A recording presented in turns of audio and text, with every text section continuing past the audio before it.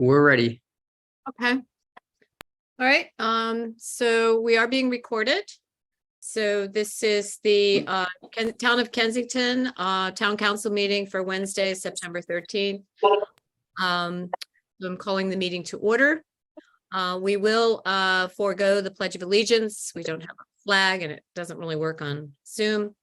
But we will have a moment of silence. Is there anyone that someone would like us to remember?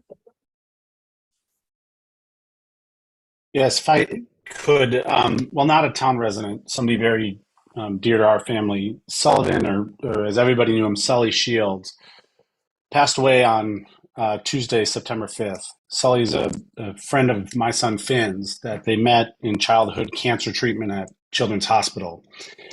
And Sully was diagnosed with neuroblastoma just before his 5th birthday and went through 5.5 years of pretty excruciating treatment and did it with a constant smile, an optimistic outlook, and a willingness to help wherever he could, whether it was in the hospital, with other cancer kids outside of the hospital. But for everybody in the state of Maryland, he and his mom and several others pushed our legislature in the 22 cycle to establish the Maryland Pediatric Cancer Fund, one of the first state level funds for pediatric cancer research. They were able to lobby successfully alongside the American Childhood Cancer Organization, who we are very fortunate. The CEO of ACCO is a town resident, Ruth Hoffman, and they were able to have the bill passed, signed by the governor, and funded with $5 million towards children's cancer research. So that every family in Maryland who has a child diagnosed with childhood cancer, now there's more hope that we are on a path towards a cure or better treatments or better use of the treatments for kids, because most treatments plans are designed for adults. But, it's a pretty heavy heart in our house, and we're going to miss Sully quite a bit. Thank you, Connor. I'd also like us to think about Sharon Scott, longtime resident on Oberon, who passed away a couple of weeks ago. Sharon is also a former council member and was just a great supporter of the town, and she too will be very missed. So is there anybody else? Okay, well, if we could just bow our heads for a few minutes. Thank you.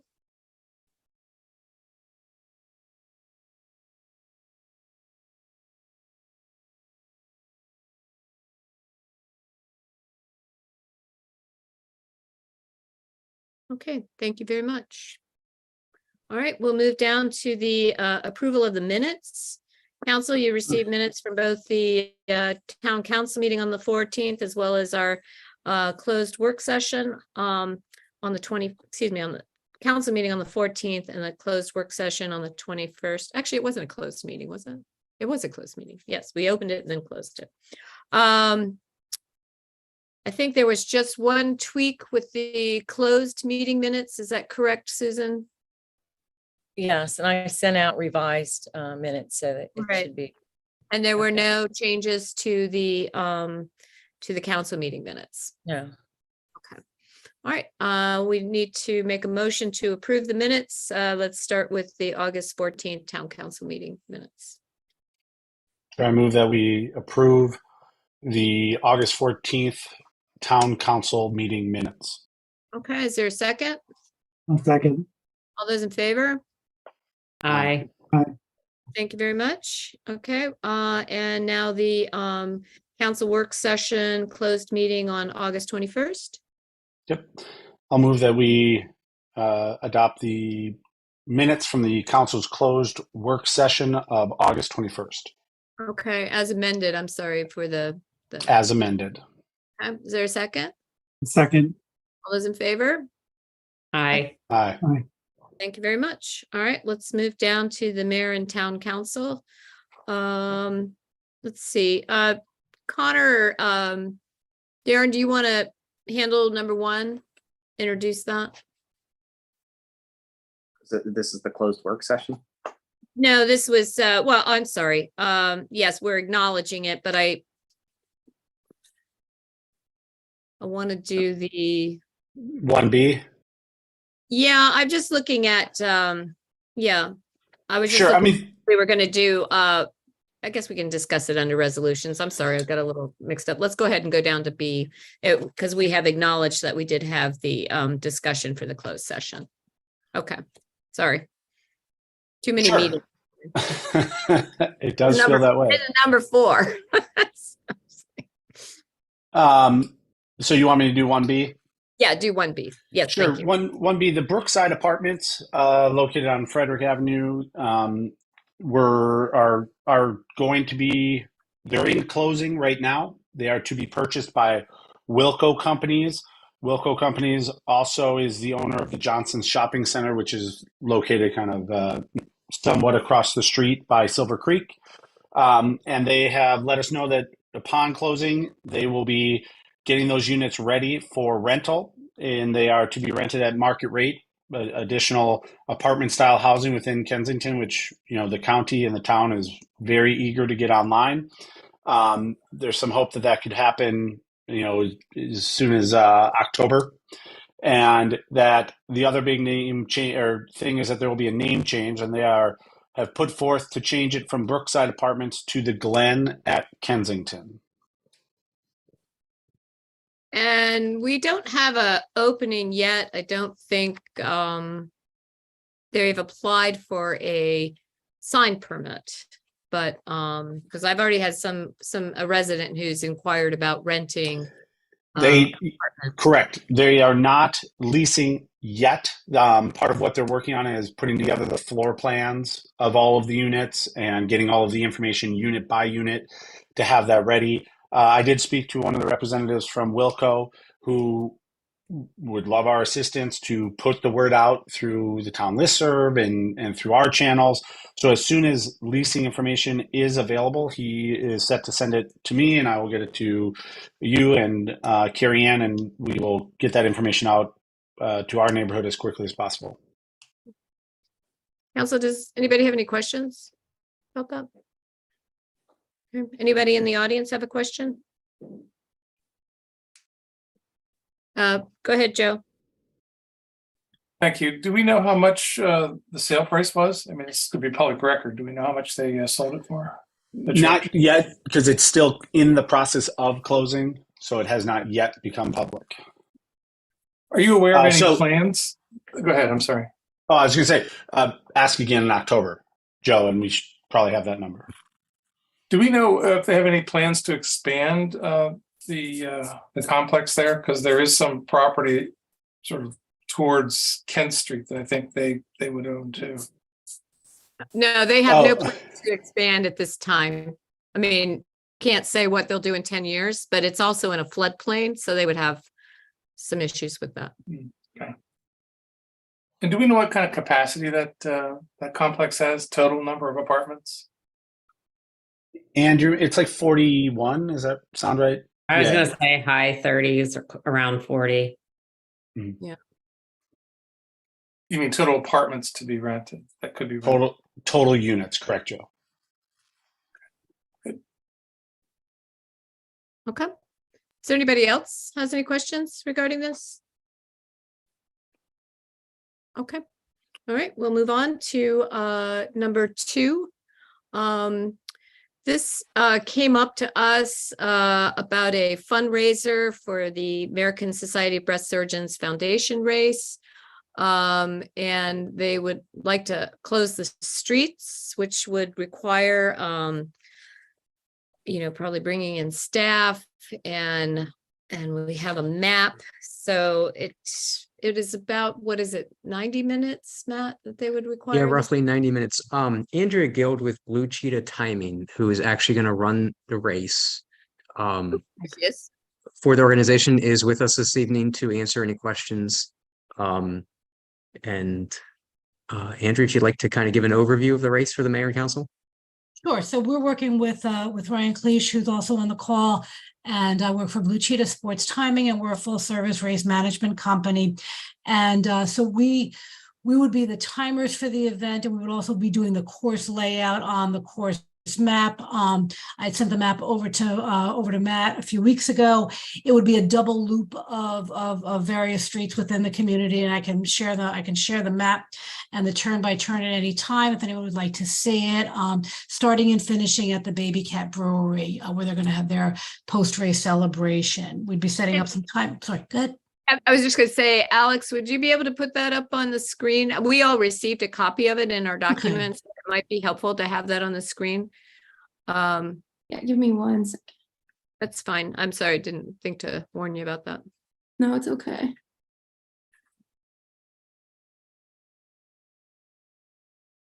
Well, while that's getting done, we'd be setting up all of our equipment in the parking area at the Baby Cat Brewery. We're expecting maybe 200 to 250 participants for this event. And then prior to the race, either the night before or that morning, depending on the weather, we would be doing some marking out on the course in order to make sure that people proceeded in the right direction and didn't get lost on the course. We'd be using a combination of chalk and tape and cones and arrows and things like that. We'd leave no permanent markings on the road whatsoever. We don't use any kind of spray paint. And then once the race was completed, after about approximately 1 hour, hour and 15 minutes of actual race time, we'd be going out and clearing everything out off the roadway. Audrey, do you have actually physical volunteers at certain intersections?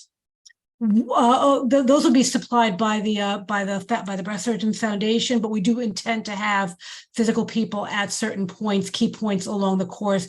We call them course marshals. They would be wearing reflective vests and waving very visible flags for that period of time. Okay, because not every driver respects a barricade. Oh, So. don't I know it?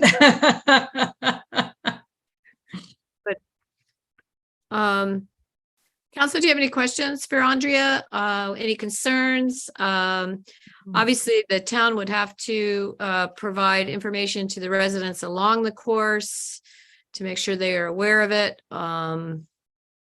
Because you definitely, and that means pretty much door-to-door letter that hopefully Matt would share it with their spouse or other drivers within their house. Sure. That's another I have problem. a few questions. One, Andrew, just for the benefit of everybody, I'll be honest, I'm not a runner. Double loop, I assume, means we're doing it once and we're doing it again? Exactly, yes. Okay. That takes up less real estate within the town, and it just kind of keeps it in a fairly confined area. Yep. What time of day do you anticipate roads closing and then roads reopening? Well, when I'd originally submitted this to Matt, we were looking at an 8 a.m. start on this race, which would mean the roads would be closing, probably between 7:30, 7:45, and then reopening approximately 1 hour after the start time. Ryan Cleach requested a later start time on it, just to accommodate the sort of after celebration with Baby Cat Brewery. He would like to move it to a later time period in the day, maybe starting at 9 a.m. rather than at 8. But certainly if, I do understand that later in the day can be a little bit more disturbing to the town residents. So, if we could do it at 9, that would be great. But if we have to stick with 8, then that would be fine as well. One concern I just raised is that there's at least, there's one church within the race zone. This is a race to be on a Sunday morning, correct? Yes, it is a Sunday morning. Yep. Tracy, you know more about that church than I do. Is how much of an impact is that? Well, they have a service that starts at 9, so that would be, an issue for them. And then at 10:30. So, Okay. It's going to be. It's just what our race is for the 8K, the Kensington 8K. That starts pretty early. That's like 7 a.m. Is that right, Matt? And the last one's at like 8:30. Correct. Yes. And those streets are opened pretty quickly once the last race goes through. That's on a Saturday as well. Yeah, it's on a Saturday. Mm-hmm. Which yeah, you could argue is busier. Right. It may be my concerns just looking at this are two. Well, maybe a few. One is what to do with St. Paul's Methodist Church. It's a Sunday morning. People coming across the street and racers, right? Like, how is that thought through? Second is with 200 to 250 people participating potentially, where are they parking? The third would be with the race route in a double loop. That means that obviously this whole area, depending on how the runners get spread out, there's no real time to allow for opening the course safely, right? And there's a bunch of people that are within the whole race loop, Fawcett Street, half the circle, that really could not exit, couldn't leave during, maybe they're not getting up because it's early, but like there's no way for them to get out to go anywhere. Everybody inside that box can't get out. Correct. And you forgot, besides the church, there's Safeway that also gets deliveries. And we have the one church inside of it, but Yeah. there are many, many churches outside of it that people may be trying to get to during that time, right? They're now going to be locked in that area. So, Connor, I'm not a runner either, but I'll, chime in. How long does it take to run a 5K? Is it like half an hour, 45 minutes? Most people can complete that distance within 45 minutes. Some people finish it as little as under 20 minutes. Right. I get that it's a an inconvenience, but it's a fairly limited duration one. Mm-hmm. So I don't know. I don't know what we think about it. In fact, we're more familiar with the 8K, which is like 2 weeks or so before this one. I believe it's the week before. Yeah. Oh, the 1 week before. I believe so. No, it's the 23rd, I think. Is it? Okay. I'm sorry. Yeah. 24th, maybe. Yeah, it's not the last weekend in September. The 23rd. It's the 23rd, yeah. 23rd, yeah. Which, I think it has a lot more participants, but we're doing things for it, like shutting down a lane of Connecticut Avenue. Mm-hmm. No, we don't. Not We don't seemed shut to- down Connecticut Avenue. Hmm? We don't shut down the lane of Connecticut Avenue for the 8K. I haven't been in a while. I thought we used to. No. Mm-mm. Okay. And so we don't need to do anything at Baltimore where there's a corner. No, they take a left at Baltimore and then head down towards Kensington Parkway. Okay. Yeah. And They go up- generally when we close down roads for a race, it's not, particularly towards like the sort of the latter part, as people start to spread out with a race of this size, while the road itself is going to be closed down, people can kind of come on the through streets. If there's say a police officer there that would stop traffic from going, from coming out when somebody was actively using the roadway. If there was a break in the runners, as there would be in a race of this size, people could come through that area. They wouldn't necessarily be going on those roads, but they would be able to use the cross streets. You mean like pedestrian crossings? But yeah, either pedestrian crossings or it's like I said, I'm not really familiar with Kensington in and of itself, but if they needed to get across any of the main roads, they should be able to do that when there are actively no runners coming through. Yeah, I guess my concern is vehicles. Mm-hmm. If somebody tries to take a vehicle out across the course. Right. Mm-hmm. We also have the delivery trucks, they takes them forever to come down Armory Avenue to back into Safeway.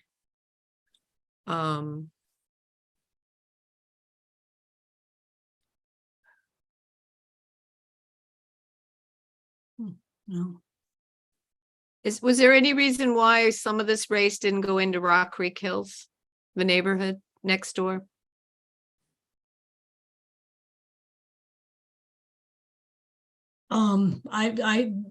when putting together this course, I was just working with streets within the town of Kensington.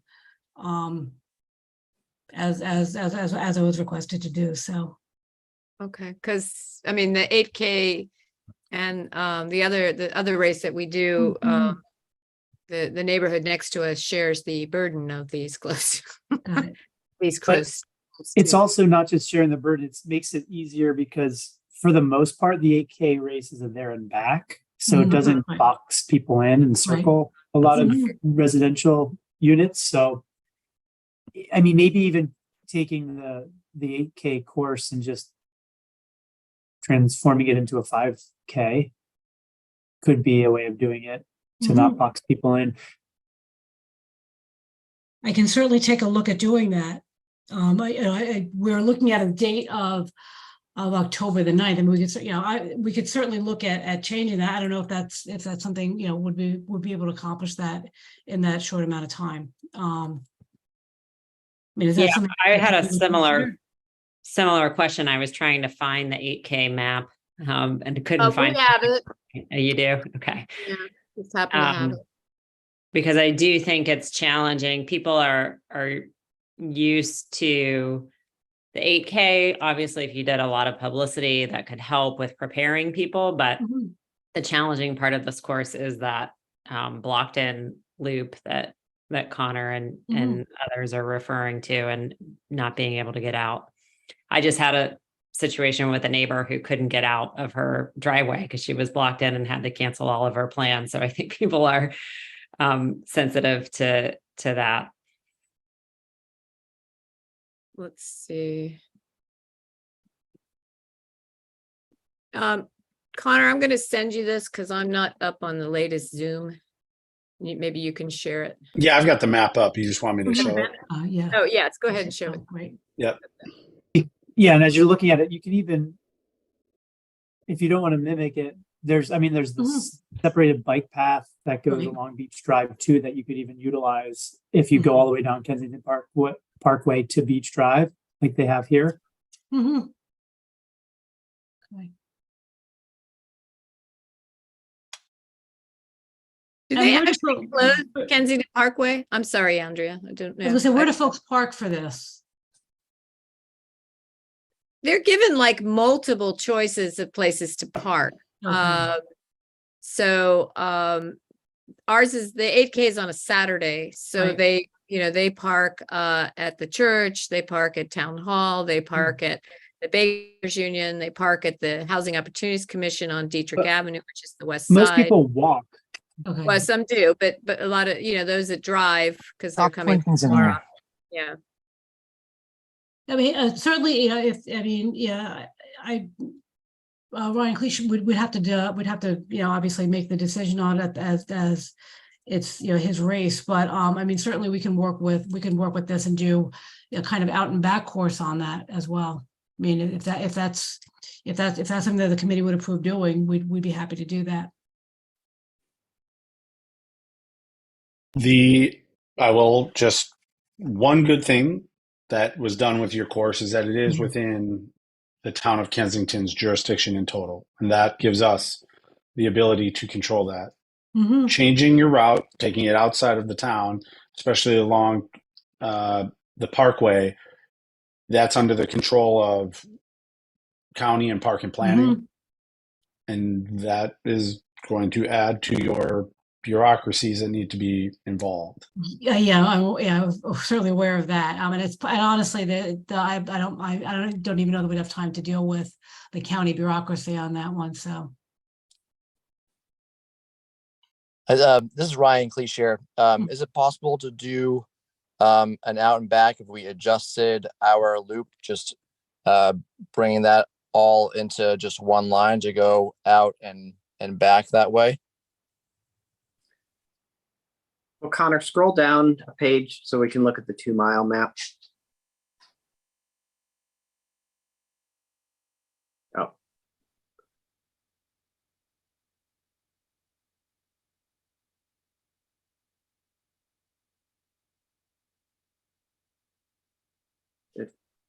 No, you missed the link there. There did seem to be a link that Yeah, there Yeah. was. It's, yeah, right Okay. there.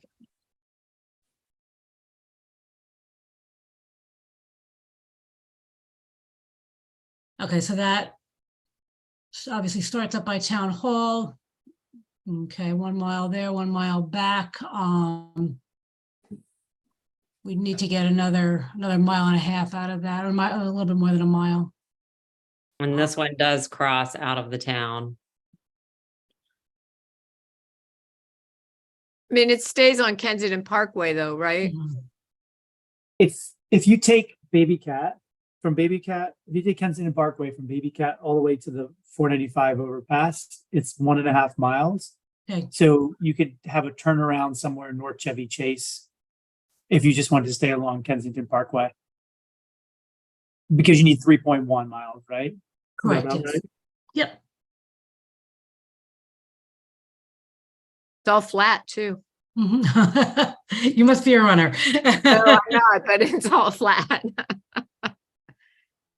Okay, don't so have you're that killer talking about hill. basically, instead of starting where it has end right there, are you talking about starting at Baby Cat from there? Well, I was told that starting and finishing at the same location is a good idea. Is that right? It is. Yes, it Yeah. is. Absolutely. Yep. Right. Yeah. Okay. Yeah, I mean, I would say starting at Baby Cat.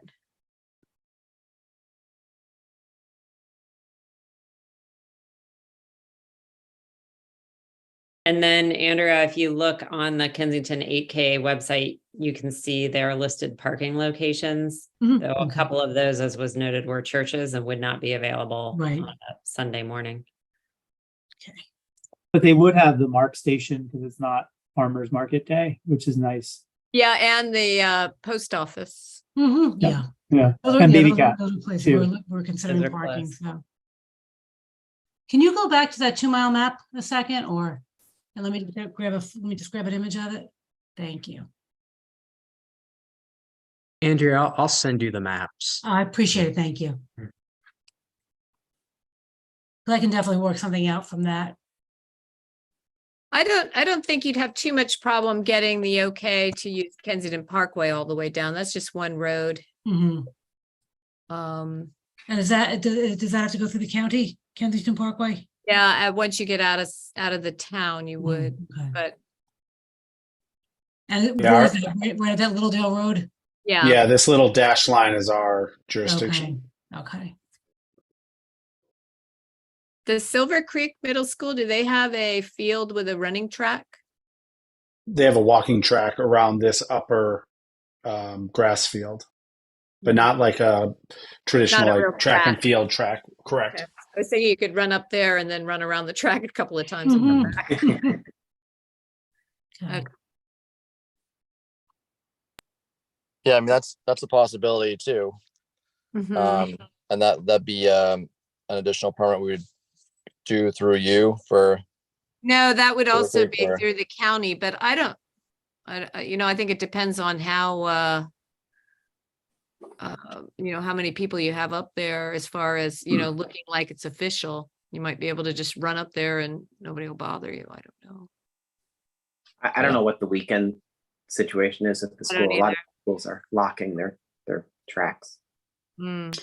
Yeah, this isn't a track. This is as you come right here to their drive line. This little dashed line here is like it's a walking footpath. It goes by the south side of Kensington House, the Kensington retirement community here. Kensington And then Park. and it just hugs the building and the parking lot. Okay. Well, I think we're in agreement. We're very concerned about blocking people in as much as your original. So if you could try to tweak that. Mhm. Really helpful. Absolutely. Yeah, I'll take a look at putting something like How that do you together do? that's workable. Okay. Council, do you, and I just want to clarify, I think you said the 9th, but it is October 8th. Is that October the correct? 8th. Yes, I'm sorry. Yes, Okay. it's Sunday the 8th. Yeah. That's okay. I'm glad I'm not the only confused person on the call. Council, do you have any other further questions for Andrea and Ryan? Well, since we don't meet again until the 11th, is this something where we can, Sign put off it in on. Matt's hands to, Well, yeah, I think we're gonna Or- have to put it in Matt's hands, and we could certainly send out, once you provide the route to the council, and then we can get it out to the residents. So we don't want to wait too late. Maybe in about 2 weeks, maybe by with that. Yeah, that should be no problem. I've got a real busy weekend coming up, but after that, I have some time to take a look at that, and we should be able to work something out. Absolutely. I do Okay. appreciate that, by the way, being able to work around your schedule. So Okay, well, Matt, does that work for you? Yeah, and Andrea, I'll send you the maps for the 8K race and touch base next week. So okay, that sounds great. Thank you so much. And anybody in the audience have a question? Well, this is Ryan Cleisher. I just want to say thank you all so much for your willingness to hear us out and your flexibility and the opportunity to host us here in Kensington. I'm hoping this turns into a great annual event. Once we work the kinks out, everything will be, there'll be so much easier the second It's time certainly around. for a good cause. The one thing that might be nice is to push it maybe a little further away from our 8K, which is usually the third weekend in September, just so we don't disrupt, the residents too often. Sure. Yep, sounds good. Anyway, okay. Thank you, everyone. And right. so I'll be in touch with a new route as soon as I can, and hope to see you all at the race. Great, thank you. Good Well, I night. don't think maybe has to be running. I don't. No, Nate you can might. run. You can just show up and cheer everybody on. We Okay, always Nate and Ann are gotta probably go. our runners in this group, so. I'm the only one, I think. Okay. Darren and I will, All right, Darren well, and I you're will in meet you then. at the finish line. I'll be holding the beer. So, at 9 in the morning. So, Yeah. all right. Well, thank you very much. Thank you. Good night. Night. Okay, council. Item number 3. I don't see the person who started this. Alex, you wanna say why we're talking about this, or that you received this gentleman's information? Nicholas? Sure. Sure. Yes, I had a gentleman named Nicholas reach out to me last month, and he said he was interested in having an antique market in the town. And he was deciding between a few locations. Some of them didn't work, the train station because of the farmer's market, the church. He suggested a few private lots, possibly closing down streets, but he's hoping to have this, I think, bi-weekly. And he said he's had markets in other locations, and he was interested in having one in the town.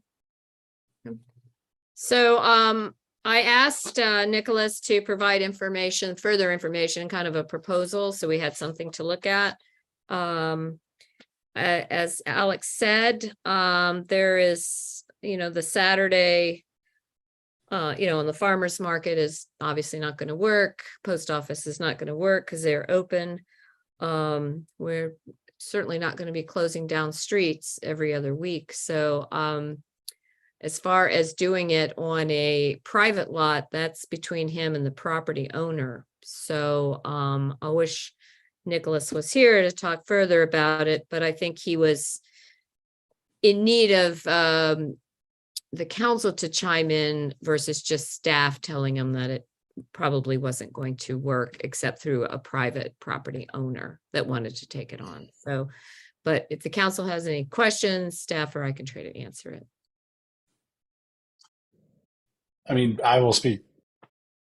I have questions that, I just think it's something that we can share, that staff can share that information with him, that if he can find a private lot and come back, but unless he's here to present it and go through it with us, I think it's something we just leave off and move to a future agenda when he's available. Okay, well, I think my personal opinion though is I think I'd rather have staff though let him know that closing streets is not an option, particularly every other, especially if this is a profit type of thing for him. Closing our streets does, as we just talked about, requires, staff to get involved, and that can't happen. So I just want to be clear when he does recontact so staff can maybe lead him a little bit more than just having him come back and kind of go over what we're reading right now. I mean, I just don't think, other than just making that deal with a private property owner, I don't see how anything else that he has proposed will work. Yeah, I guess I agree with Connor that we should talk about it. If he wants to come and present it, yes, I understand you want to give the staff direction. I'm not actually quite sure what vintage clothing is, because he talks about it as like secondhand clothing. So is it consignment, like a consignment shop that is meant to be in like a market? In which case I would be concerned a little bit that we already have some consignment businesses that are not benefiting from our support by providing a space for them to do it. I'm kind of visualizing like an Eastern market type thing where somebody has collections of items and then they bring them in and they sell them. So that's, if you've been to Eastern market, that's kind of what I'm visualizing. But yeah, he's not here to really fully explain it. But I also don't like the idea, particularly, allowing them to use the street for free. And then the other, our other merchants are paying rent and not getting any benefit of, so, I mean, well, there's no way we would close the street, I don't think, without charging something, but especially with staff and bringing in public works. This is not a town event. Right. I completely agree with that. Directing staff, I don't foresee closing streets or using public space for this, as it's an ongoing private market where we would be providing essentially as the real estate to do it. A one-time event would be an interesting concept I'd like to hear about, but a recurring open air market that's in direct competition with our local business district is something that I would have trouble supporting. Unless they're invited to participate in it. That was what I was going to say, is that when I first read this, I thought it was going to be something done with the support or participation of local merchants, because we have an antique row. How could we, not have them? And so I guess I would take a more positive view of this concept if it included the support and participation of the local current merchants. Another option too is actually renting Town Hall for a one-time event, maybe once a year, maybe twice too, but you would have to rent Town Hall and you could use it as because we've done that in the past where we've had people get tables and we have like an indoor yard sale. So it could be similar to that, only would be renting the building, bringing in the items, possibly inviting people, in our business community to bring items in too. I think that would work. I just visualize people bringing a lot of stuff out into a parking lot and it starts to rain, and then what do you do? So, so that is actually something, we could suggest to him as well. It's just renting Town Hall. And the town parking spaces if they want to be outside. Right. That would be, yeah. Well, I just want to share, I had the same reaction that Darren did. That was my first thought. What engagement has there been with the local business community? And given that we have a number of vintage resellers and a number of different wares, it would seem important that there be conversations with them, and we'll see if the Nicholas wants to go that route, but it would seem the right thing to do. Okay. Well, I think if you were to make a private deal with a property owner, then, he would be under, I don't think, any obligation to invite, we would like him to, but to invite other businesses to be part of that. But, if you were to rent Town Hall, it could be the same thing, but I think anything out on our streets, then he would, and which I don't think we're in favor of anyway, he would definitely have to include our businesses in something like that on public property. So, okay. Alex and Matt, do you have kind of a gist if he gets back in touch with us on what we're looking at? Okay. I'll reach And- out Yes, to him thank you. tomorrow and just give him a summary of what you talked about. Okay, and he's, if he wants to come back, I'm not going to put it back on the agenda, but if he wants to come back and bring it under public appearances, he's certainly welcome to do that. But hopefully some of these alternative options, he can work on that on his own. Okay, anybody in the audience have a question about that? Okay, not seeing anybody. All right, thank you. All right, we'll move down to these, if any of the council wants to make reports. Connor, you want to start? Yeah, just a quick one, just to keep people updated. So we had the technical assistance panel with ULI, it seems like a month ago, a little bit longer than that, just to keep people updated. So they've taken all of that input. They are compiling it into a draft report. We'll get with them on that draft report over the next several weeks. Just there's a number of things on their calendar. And so we will continue to report out at the October meeting on the status of it, once we get an update from ULI. Nate? Yes, so just two quick updates. First is on Sustainable Kensington. We're still waiting to hear whether we've achieved bronze status. We will hopefully know by the next meeting, fingers crossed. And then from the Pedestrian Bicycling Access and Safety Working Group, we are in the middle of doing the planning for our Walktober event, our annual Walktober event, and that will be October 28th. The announcement, I think, will be going out any moment now. It'll be touring some of the recent improvements, some areas that need improvement for pedestrian bicycling connectivity and safety. This year we'll have another shirt made. This time the shirt will not actually have the year on it so that we can recycle them and reuse them.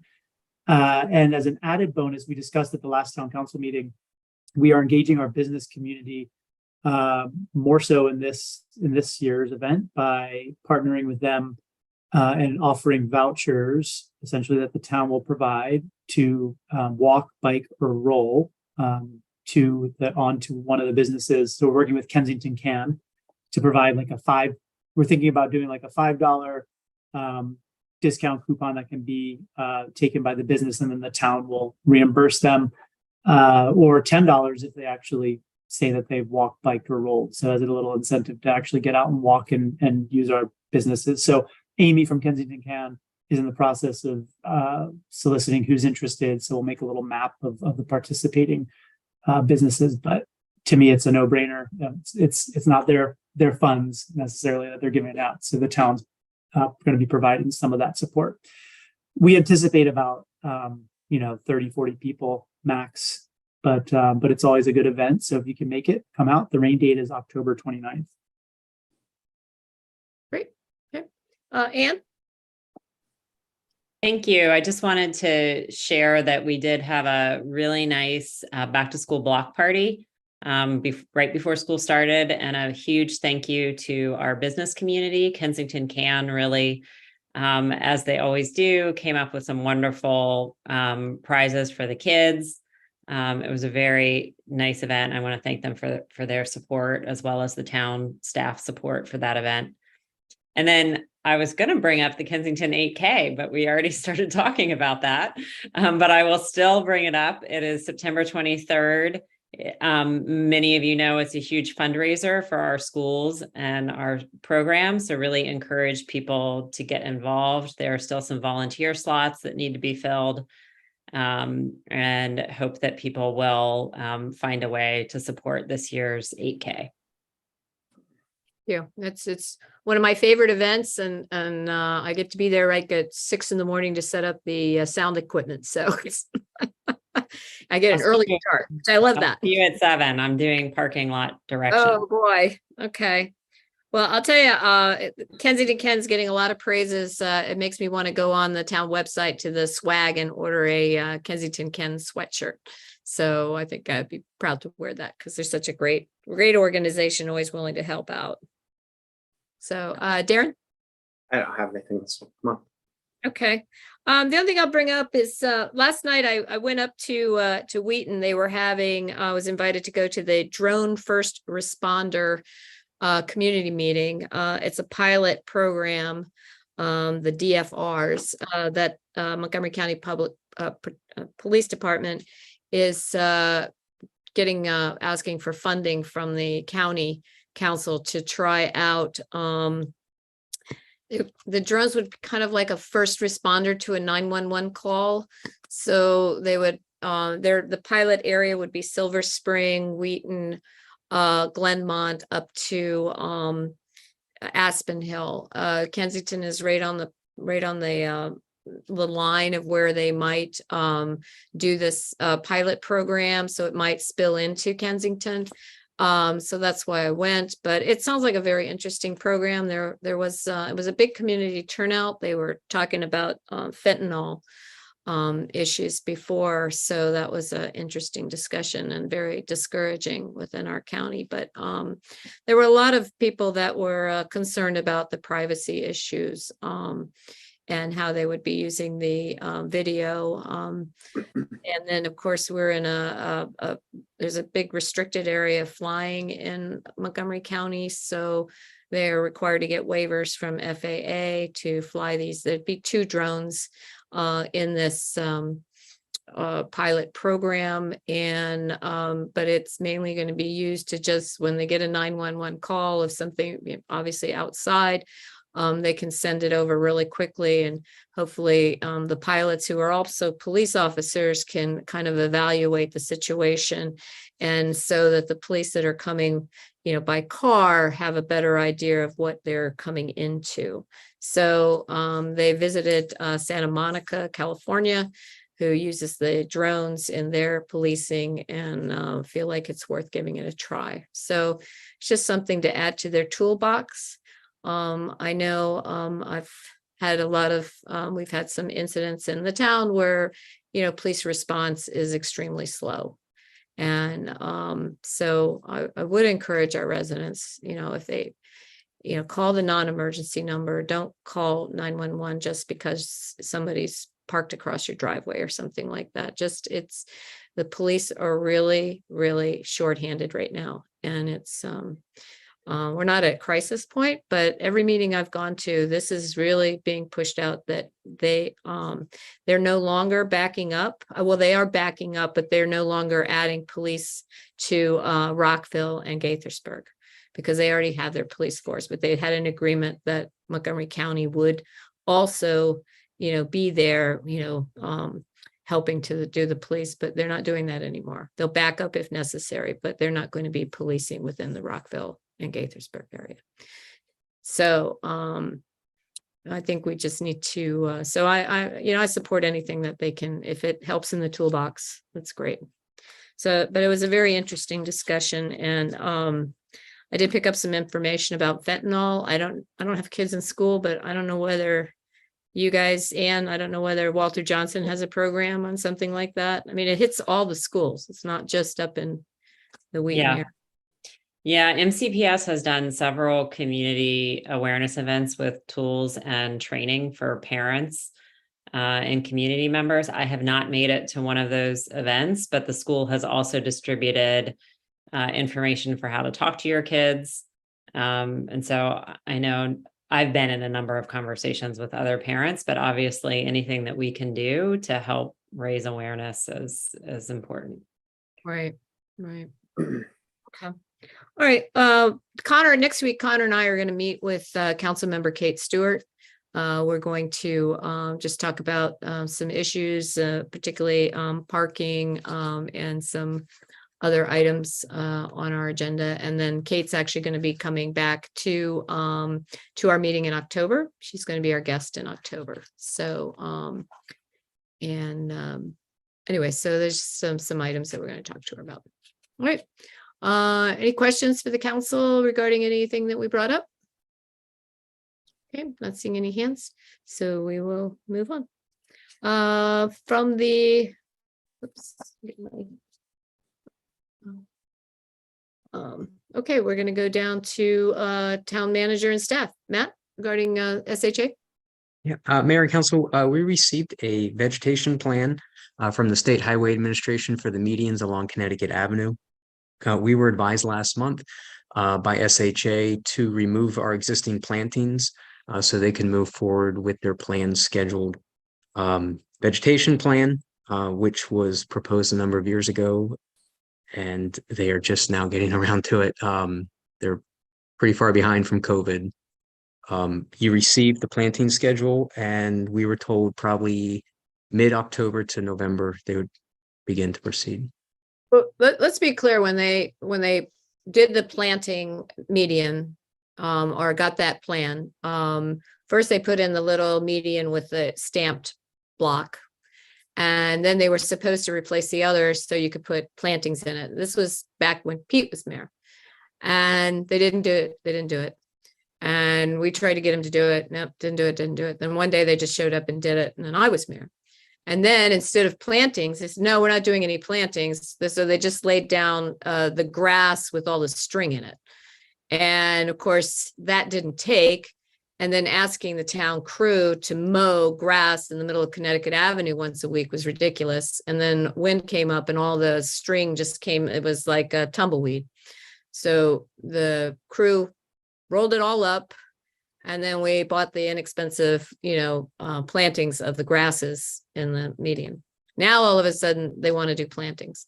And part of that is they're putting in plantings to help discourage people from crossing in the middle of the, between the two streets, the cross streets. So in the middle of the block. I don't know if that's going to work, because if they don't put something in that's big with big thorns, people are just going to stomp on it. So I'm a little skeptical, but we can find other locations for the grasses that we planted.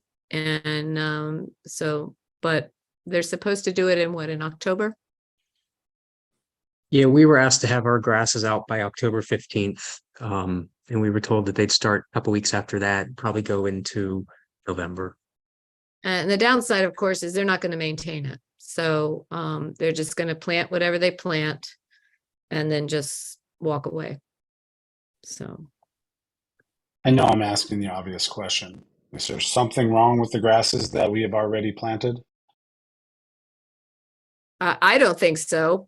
We could actually plant more if that's what they're looking for. But I know when Jason planted them, people just stomped on them to cross in Right.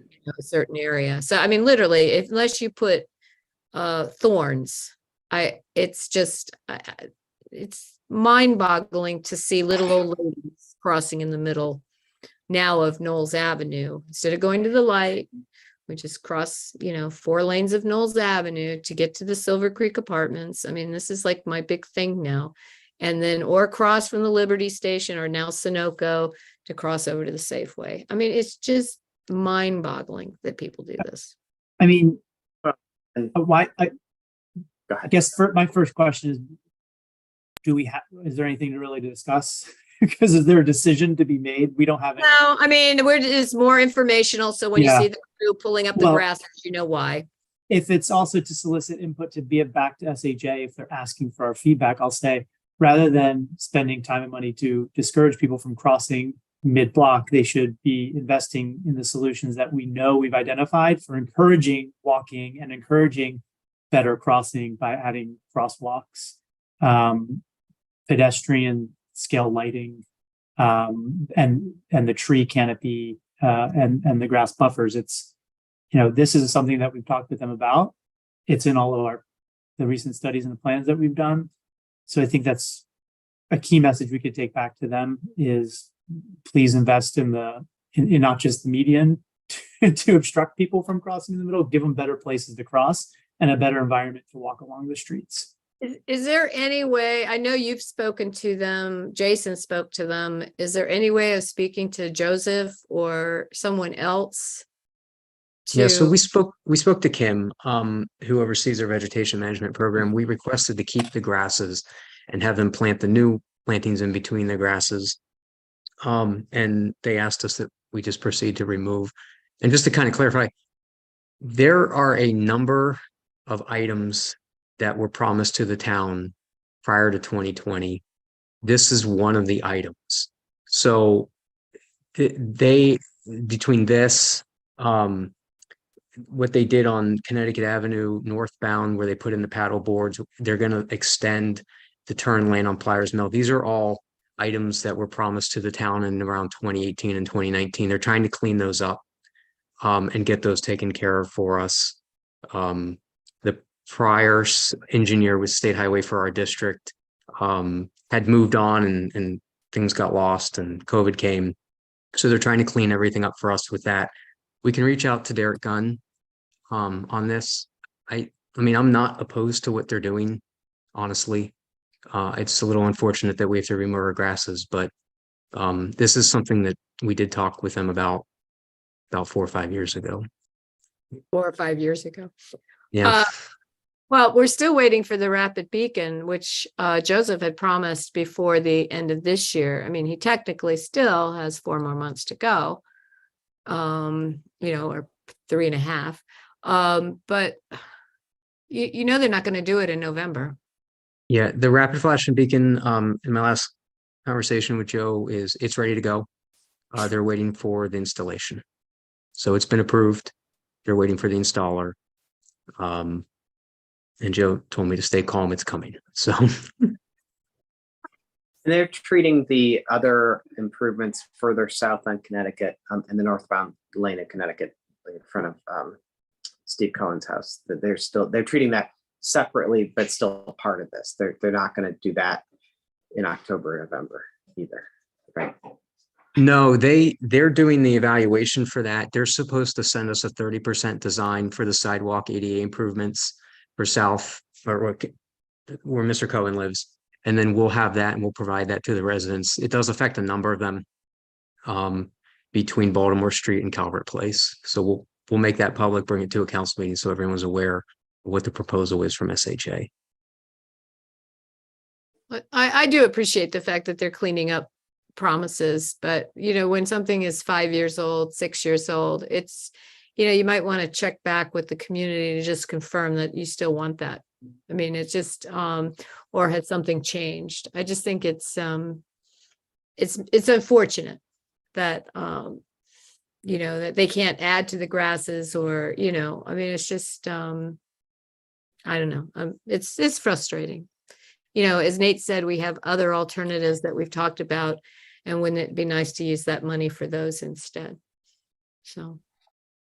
You're saying you're frustrated by the fact that this document was created in 2012 and last revised in 2015? Something like that. Yeah. This is not pandemic. This is old. I mean, this is really old. It really has nothing to do with the pandemic. Rapid flash and beacon was 2017.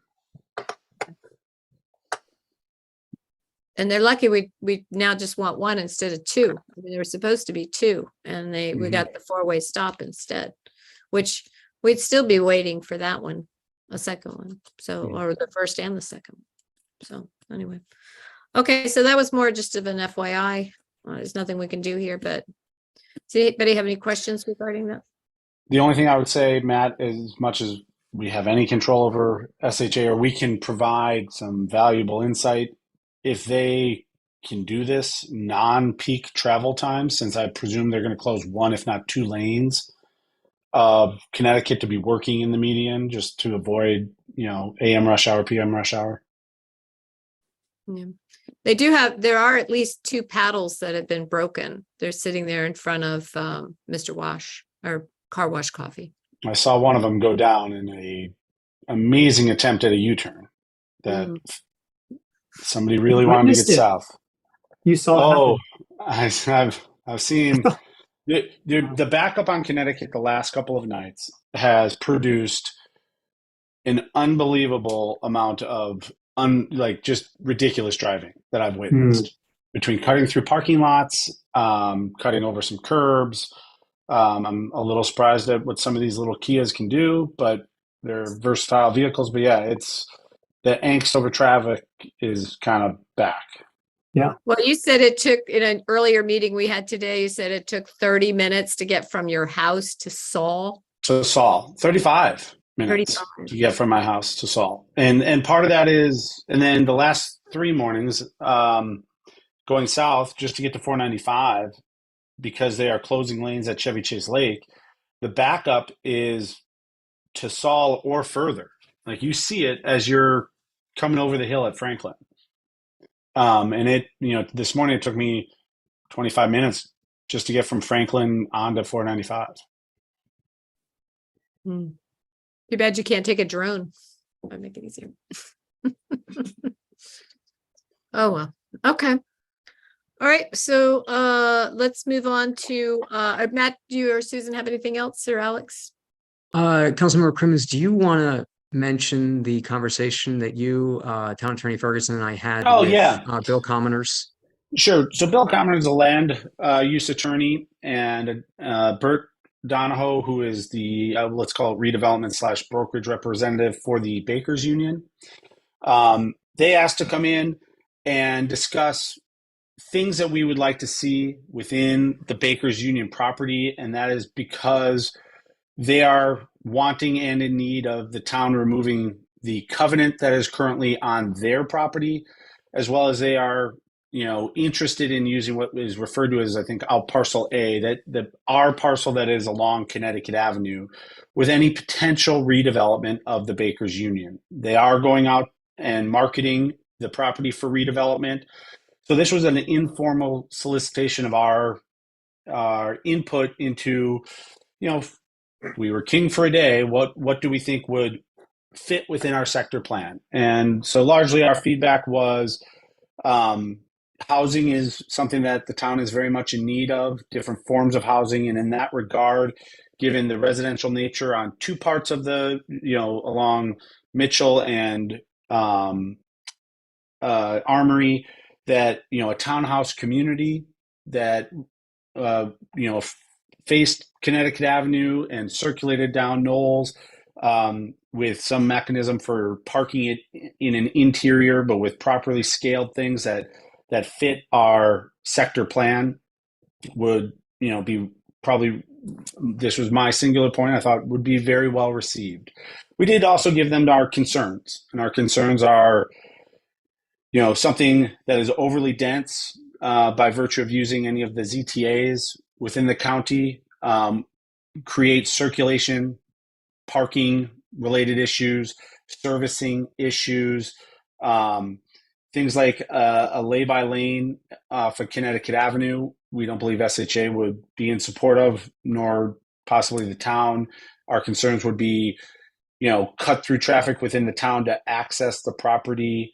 We did talk a little bit about retail, the reality of retail and office, and that office is really not a viable option. But I think that one thing we did convey is that we are very much in need of housing. And so if it were to be entirely housing and not have a retail component, that, that is something that we would be willing to look at. But what we left them with is the covenant will remain, and out parcel A will remain in control by the town until such time as they want to bring forth a project that the town can fully support.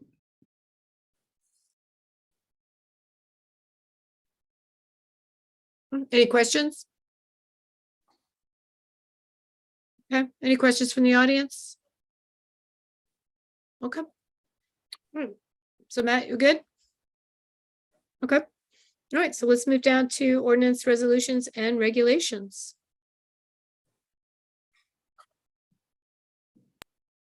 Council, you received from Town Attorney Ferguson this evening a proposed lease agreement for the Flats at Knoll Station project.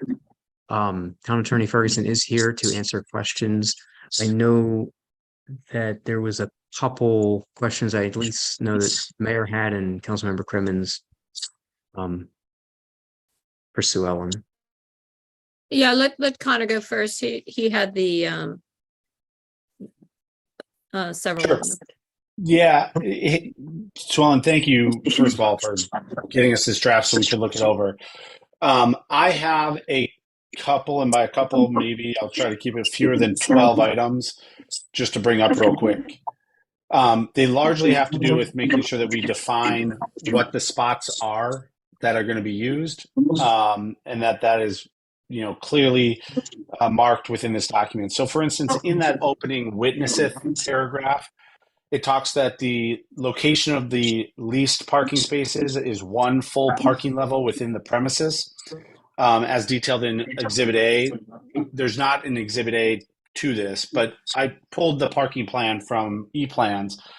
And one of the challenges we're going to have is that there is not, I think our intent is to make sure that these spots are on the, what we would call the ground level that's accessible from the road, but that level does not have 48 parking spots. There's, to my count, as best we can get, there's 38 parking spots. There are 6 additional spots on that level. They are tandem spots. I think that's another thing that we would like to identify, is that tandem spots would not work for this public need because of how they would need to be somebody full-time to manage tandem spots. I think the landlord can make use of the tandem spots, but we wouldn't want tandem spots to be a part of it. So that would mean 10 spots would need to be located elsewhere within the complex, presumably in the subgrade level, which there are plenty of spaces available, but we would just need to work to identify which spots between the street level and the at grade level and the below grade level where these would be, and then obviously the appropriate signage and wayfinding to get to those spots. Okay, well, that's something that's going to depend on also a conversation with them just to confirm that what's there is what's still the case, probably is, and then go walk through this. Yep. And see how many we can get on the ground level, because that would be preferable, of course. Right. My big one is in the same paragraph is just that the term for this is listed as 15 years, which I know meets the minimum terms of the legislative bond initiative. I think I'd be open to hearing from the rest of the council. I think that, a longer term, not substantially longer, but around 20 years. Maybe, I'm interested in 20 years. I'd be interested in others' thoughts about that. So the point being, at the end of that period of time, our dedicated right to these spots for public parking expires, and then the spots are returned to the landlord.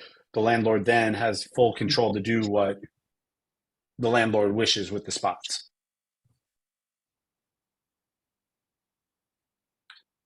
So I don't know if anybody else has thoughts on the term length. Yeah, Nate. I did, and I had the same reaction why we were limiting ourselves to 15 years from the get-go.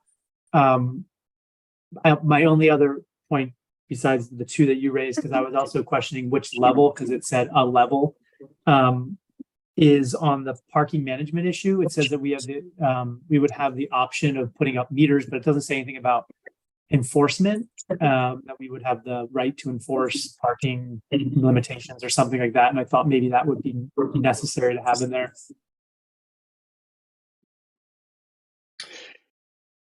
And so, and if I read this right, go ahead. Because they, the property owner is the landlord and we are the tenant. So it's really the property landlord has the right to put up a parking management system, pay for it, determine the rates. And if they do that, obviously they would collect any revenue from that.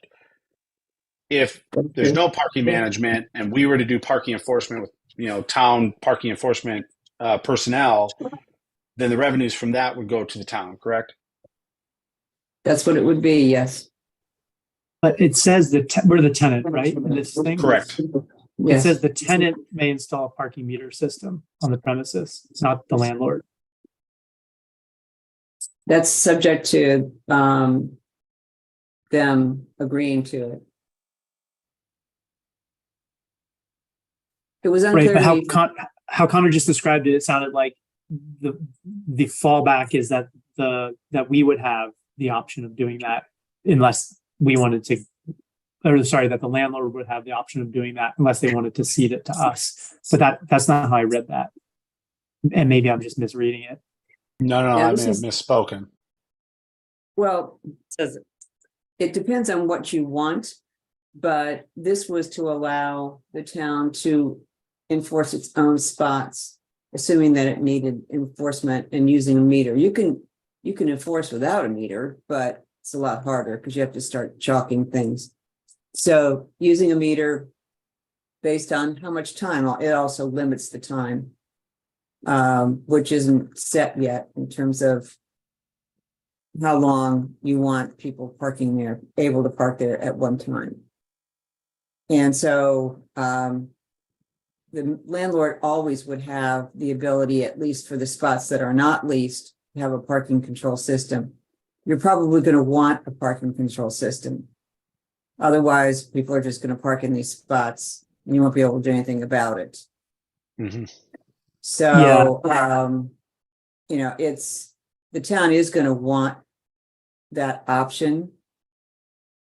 And we can expand on that a little bit more about the enforcement. My understanding from Matt is that the size would not allow for tow trucks or anything like that, but you could ticket.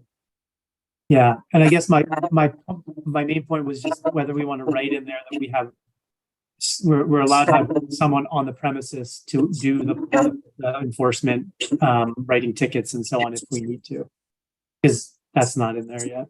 I will do that and explicitly. A question also, do you have a preference in terms of the landlord doing it? Because then it's up to them to enforce it. Would you rather have first right to do it? Personally, my opinion is yes, we want the first right because it's more likely to be enforced that way. Okay. That's my personal opinion. And I share that opinion. I think it's important that we preserve the ability to manage the parking, enforce the parking, and collect the revenue. And I know that expense comes with that, but revenue could come with that as well. And Sue Ellen, to your question about timing and all of that, those feel like details that need to be worked out, you know, later once the building exists. We understand the use better. That is set out in there that you will agree. It's an agreement to agree, which isn't really enforceable, but if you don't want to pick a time right now, that's what you have to say. Just to join my colleagues, I agree with that right of first refusal as well. A couple of other small points. Paragraph 3 on rent. You know, it just says in there that is the paragraph that, you know, the rent will be paid under the circumstances stated in that paragraph. I only bring that up. The first witnesseth is the paragraph where it talks about the certificates of use and other requirements before money is to be paid. I don't know if that needs to be in this paragraph. That is our intent, that the monies from this bond initiative would be paid only once, you know, the parking is built. It has a certificate of occupants and use and is essentially in a working format. There is wording about the fact that I'm not clear on what you're saying right now. At the first UNO involving an area that encompasses the garage also is the commencement date for the lease. So that's the first UNO, which means it's built. Mm-hmm. That's the commencement date as to when you get to use it. The reimbursement can be earlier than that, but it's got to be reimbursement or paid directly to the contractor, one or the other. And we say that there because that's the rules that we have to go by under the House bills and the DGS requirements. So I'm not. My point is not to tell you. Clear. Okay. I'm not I'll an look attorney. back and make sure Yeah,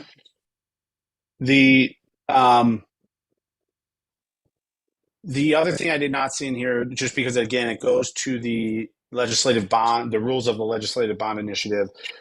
If the funds are not, their language, encumbered or expended within 7 years, and the money defaults back to the state.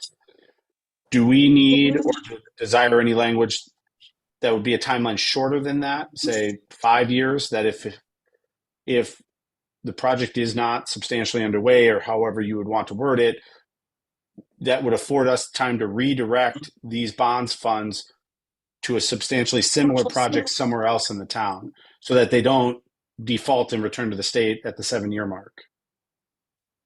That's not going to, well, that piece is not going to be up to the landlord. I mean, if they haven't done their project for the appropriate period of time, we bring in the grant agreement by reference as Exhibit B.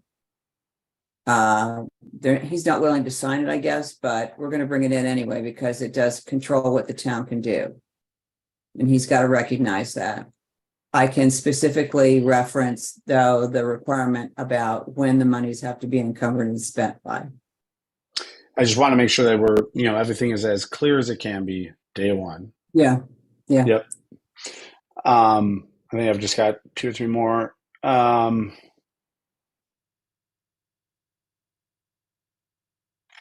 Just under section 11, there seems to be the end of a sentence and the start of a sentence, but it looks like something's missing. Tenant shall indemnify and save and hold harmless employees and contractors. And then the next line starts from all suits. It may be an erroneous period in return. That's it there. All right, I'll find it. It may just be, oh, I see. Yes, there's a period there that shouldn't be there. Okay, that's Thank what you. I assumed. Okay. Yep. Okay. And then let's see if I have anything. Oh, same. Section 12. The second paragraph is one sentence beginning with the word tenant. It ends with the word inspection and a comma. I don't know if that's supposed to be a period or if there's a missing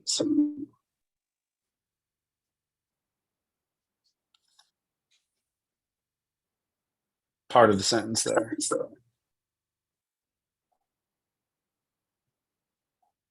I'll find it. I'll take a look at it again. Yep. No problem. And then lastly is, yes. Section 13 is about signage.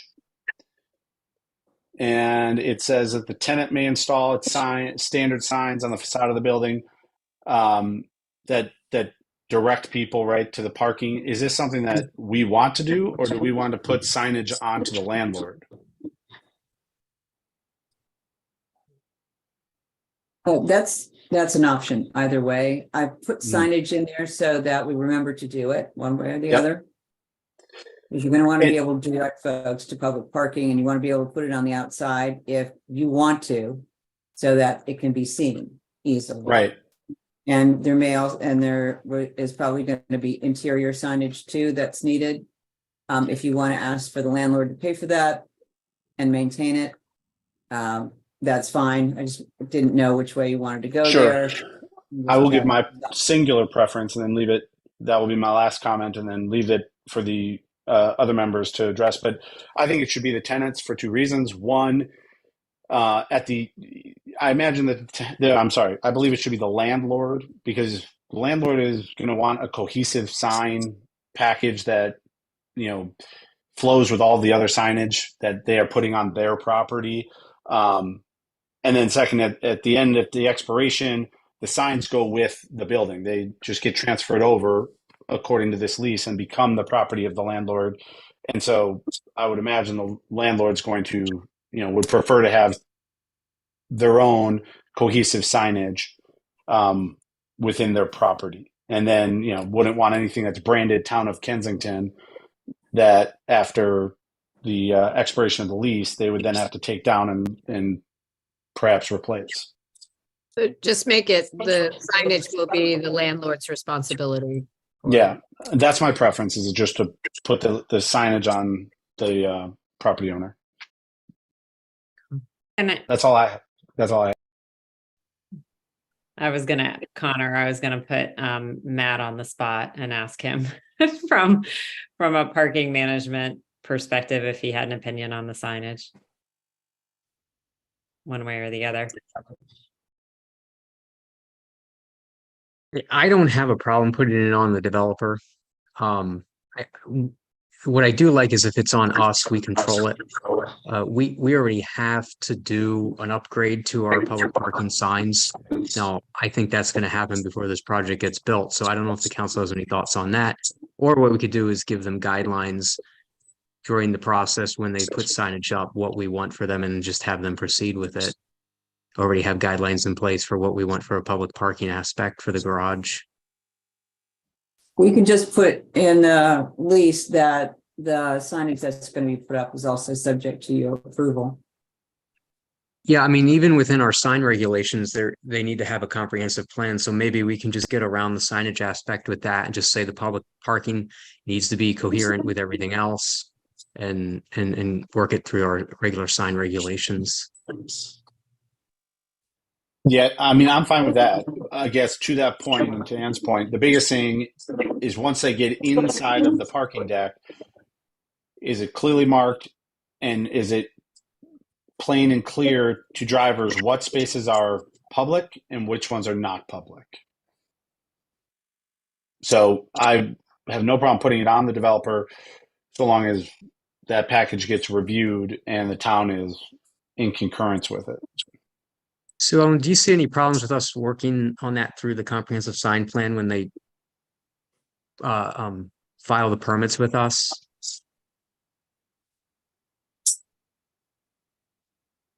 They're starting from scratch. They're going to have to get approval from that plan from the county also, right? Right. Well, they'd be classified as directional signs, so they're not going to require a county DPS permit unless they're advertising a specific unit or the building. If they're just directional signs for public parking, there's no permit required from the county. Okay, good. Then yes. Yeah. Has to Okay. comply with the town. You're going to have two types of interest here. One is that it's consistent with their signage, as has been noted. The other that it's clear and is put up in a way that the town agrees with, that's functioning. And I don't know what kind of signs you have for your meters. We don't have meters.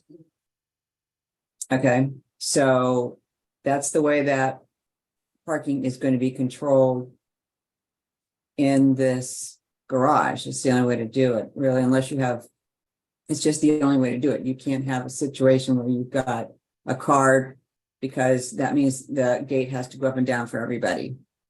So I can't think of another way that you could do it without meters of some kind.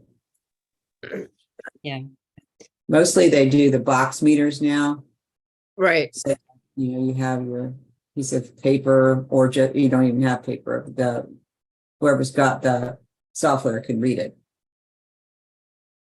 Well, we have So- time to figure out how we're going to do that. I don't think we've thought that through. So, But Yeah, Sue I think Ellen, it's- Yeah, to your question about the considerations that we care about related to the parking, you noted the landlords, and then on the town side, the approval of the parking signs. I think, Matt, what you're referring to is you would like if we're redoing our public parking signage in the town, we're going to try to signal a consistent look to direct people towards public parking.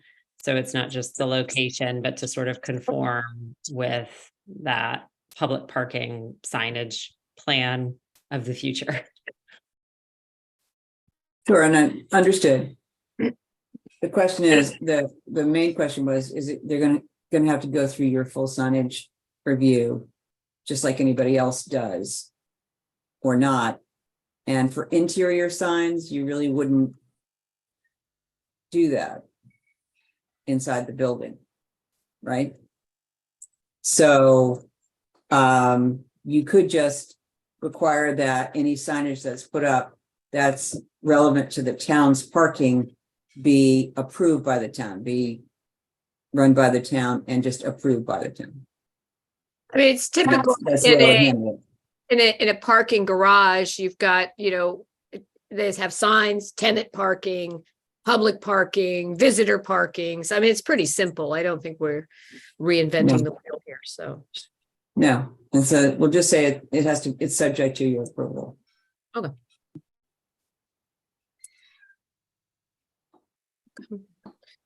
Any other comments, Nate or Darren? No? Okay, well, somebody's already with a good sense of humor is already redoing our public parking signs. It's now public barking in some spots, so we have to get the B off the off the sign. As any of you who work with leases have noticed, this is a very unusual lease. You don't usually pay rent in this way. It was kind of unusual to write it. And I think DGS is going to have to be happy with the language too. So that's another agency we have to get approval from. I don't think they see these very often because I think most developers are willing to sign the grant agreement. They seemed a little unsure about what it would look like too. So we'll just have to see if what we've put together, as we talked about this evening, amending it that way, is acceptable to them too. Okay, and when you're talking about the state, and then we also have to talk about the landlord as well. Of course. And you're going to get pushback there, of course. Sure. Okay. So we'll see. This is just where we're going to be, what the town wants, and see how it comes out. Okay. But there's some things that cannot be negotiated, and one of them is that the town is not allowed to provide funds unless it's reimbursement for something already completed and paid for by the recipient, or something that if it's not paid for yet, you're paying directly to the contractors that's done the work, and you have confirmed independently that work has been completed. Okay. So that's that, and that's not individual or unique to this project. This is what I've seen all in other projects I've worked with. And just to confirm that we cannot put the funds into escrow or get the funds to put into escrow until a lease agreement is signed, correct? Correct. So we Yes, need the yeah, lease or the agreement. grant agreement. They're going to want all that. The grant agreement signed. They're going to want everything else in place before they'll do anything about this. But you're not allowed.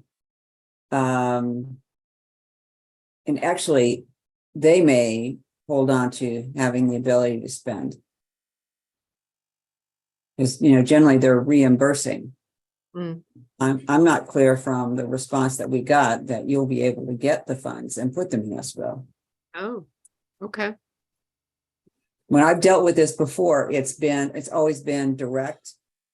So it would be the town contracting for something to be done, and then either paying the bill and then getting reimbursed for the cost, or having the DGS pay directly to the contractor who's done the work after the town certifies that the work's been done. Okay. And I don't know that they're going to change anything about that. That's a follow-up question that we have to ask. Okay. On that point, Sue Ellen, with that question, if it's a reimbursing a contractor directly for work that is completed, can you inquire how it works in a project like this where, the parking garage, the parking deck would be completed substantially at the early part of the development, but isn't usable until the building above it is built and the certificates are issued?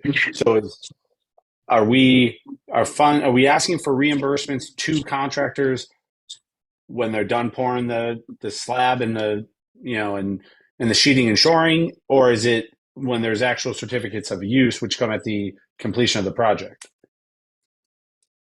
It's number one, as long as that work is going toward what you're asking for, you'll want to be sure that any work that's being paid for is work that is going to result in a garage. But other than that, it doesn't require the use and occupancy permit for that. And I put that in as the marker, as the commencement date, but that's pretty far down the line.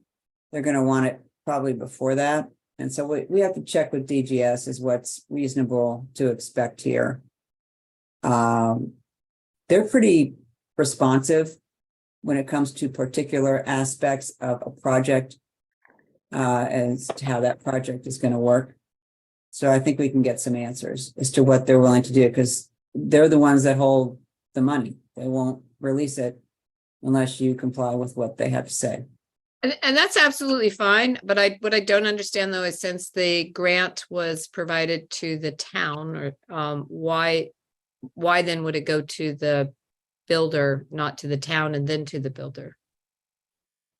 It's one of two ways.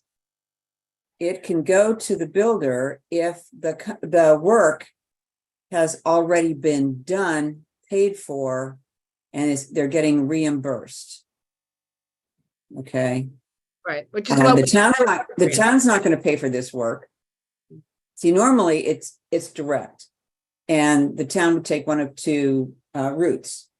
Either you already paid the contractor for the work that's already been done, and then you get reimbursed from the state, or the state pays the contractor directly after you confirm that the work has been done. Those are the two ways. We have a second party here in the middle, the developer, but I don't see them changing any of that. So somebody's going to have to pay for the work first to get reimbursed, or it's going to go directly to the contractor that did the work after the town certifies that the work's been done. I don't see how the fact that we have a third party involved here who's the developer, who's not a party to the grant agreement, doesn't change what they would normally do. Okay, well, I've just been told that, we would get the funds, it would go into escrow, they could use that escrow money towards securing their loans, but it sounds like that's not an option. I don't know, the state has said that? That's what, Matt had told us that. Yeah, but Senator Wallstreicher's office, That's how it's. that's how they explained it to us. But the response that we got from DGS was different than what we got from Wallstreicher's team on how the distribution works. And the response you got from DGS is what I expected to hear. I've done a number of these before, and that's what I expected to hear, because they're very careful about making sure the money gets spent where they want it to go. Of course, and I appreciate that. Okay, well, I mean, we can ask for that. We can ask for that and try to get a phone call together to ask specifically if it can be escrowed. But I have not seen that before. Okay. Well, I would only say that, well, obviously, I've said it before, my primary goal here is to protect the money so that it gets us what we applied for and doesn't go into a failed project. If putting it into escrow, if obtaining the money and then putting it with an escrow agent helps the developer credential or get to closing, as long as that money doesn't get released to him until some certain point, I don't have a problem with doing that if DGS will greenlight that. Correct. That's why it would be going from DGS into an escrow account, because it just so the town could then certify that it has the funds. And so then the developer could go to the banks and say, look, I have this pot of money, helps me get to being able to close on this loan. No, I don't know why. I don't know why it isn't enough to have it certified that the government has it, state has it, and will disperse it when certain things happen. Yeah, it might be, because the escrow account's going to have the same restrictions. Yep. Well, okay. But Well, I don't know the glad to answer to get that. clarity on that. So, okay. And any other questions, direction for Sue Ellen? Okay. Anyone in the audience have any questions regarding this conversation? Okay. All right, we good? Good. Well, thank you for joining us. We're meeting on Wednesdays now so that you can come anytime. we need I you. really appreciate that. Thank you. You're welcome. All right. I talked to Shayna today. I'm going to ask you a question at another time, but she hinted something to me. So I'm regarding something you had told her. So I want to follow up with you. You should talk to Sue Ellen. Talk to Sue Ellen. So I will. Okay. All right. All right. Well, thank you very much. Let's see. I don't think we have any. I've lost my agenda here. Here it is. Oh, we're down to public appearances. Sue Ellen, you do not need to stay for that if you don't want. So thank you very much. Okay. Right. Thank you. Okay. All right. Wasted Here's no that time update. What's that? Oh, she didn't waste any time. Waste no time clicking off. This is the opportunity to bring up anything that you would like to that's not on the agenda. Do I have any hands? Oh, Joe? Yeah, thanks. I was wondering if anyone on the council has any details about I believe it's the Kensington Crossing project. When are we going to see more than just an empty Sure. lot there?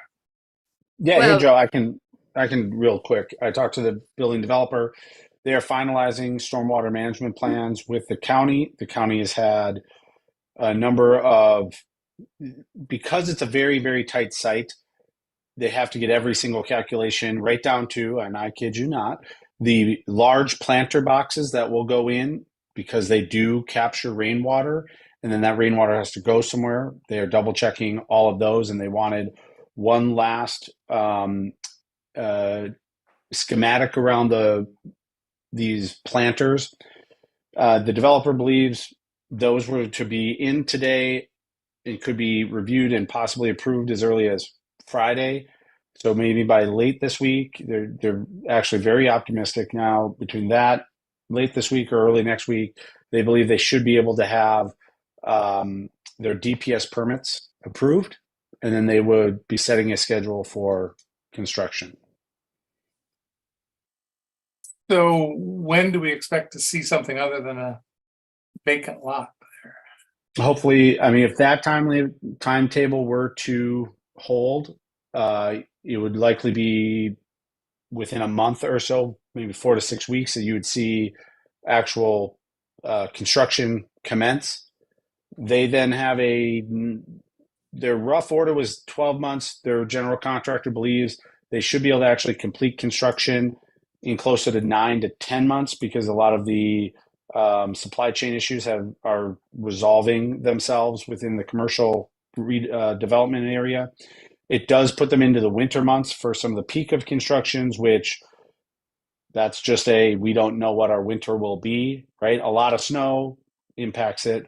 A lot of having to heat an open building for setting pipe and things like that. So that's why they're working with that 9 to 12 months. So if they were to have shovels in the ground in October, then we should be somewhere between July and October of 24 that the building would be open.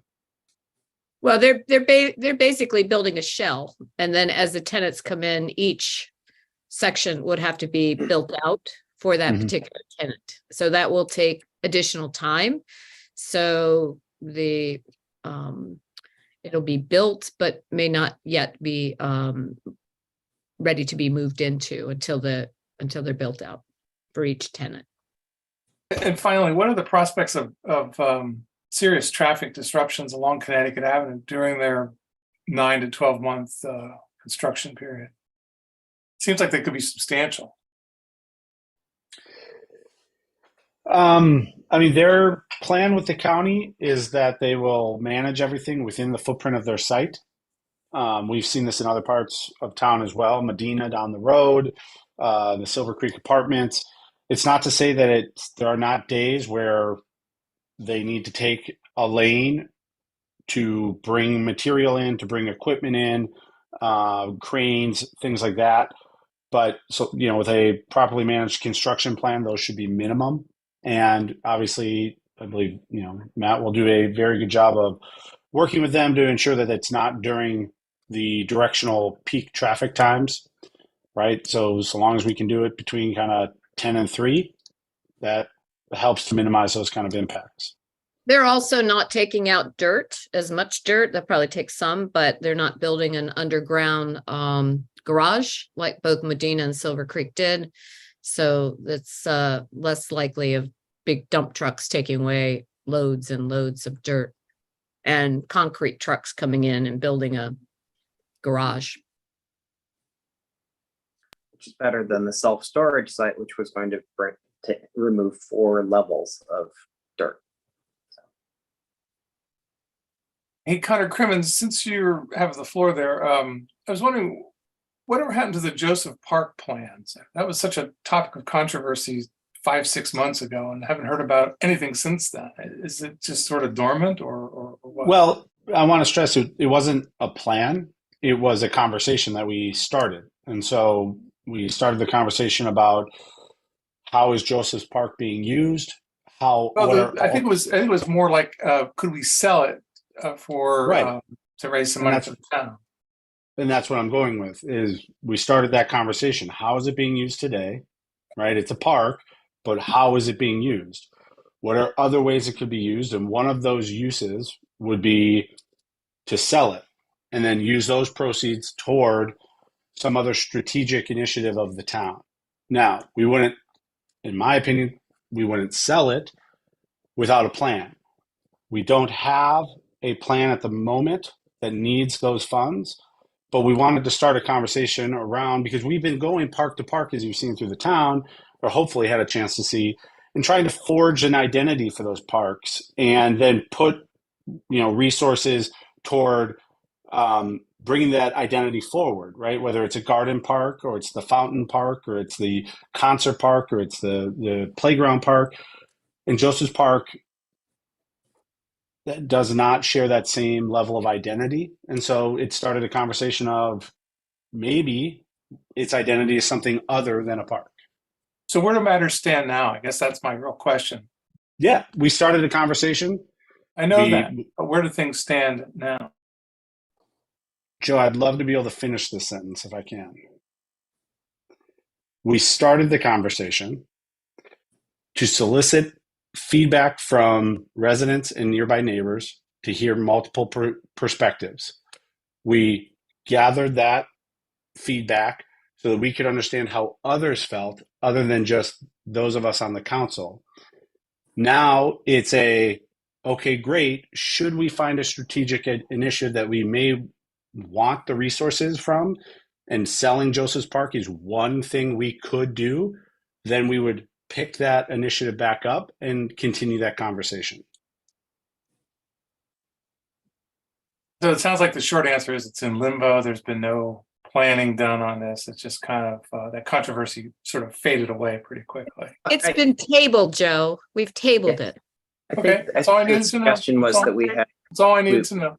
We had other staff priorities that we were trying to meet last spring and summer, and that we were going to bring it up again once we sort of had fewer priorities ahead of it. Good. That's a simple answer. Appreciate it. Thanks. Yeah. Anything else? All right. So everybody like meeting on Wednesday? We good? I think it worked out well. I think staff appreciated having the not having the crunch on Monday. So that was good.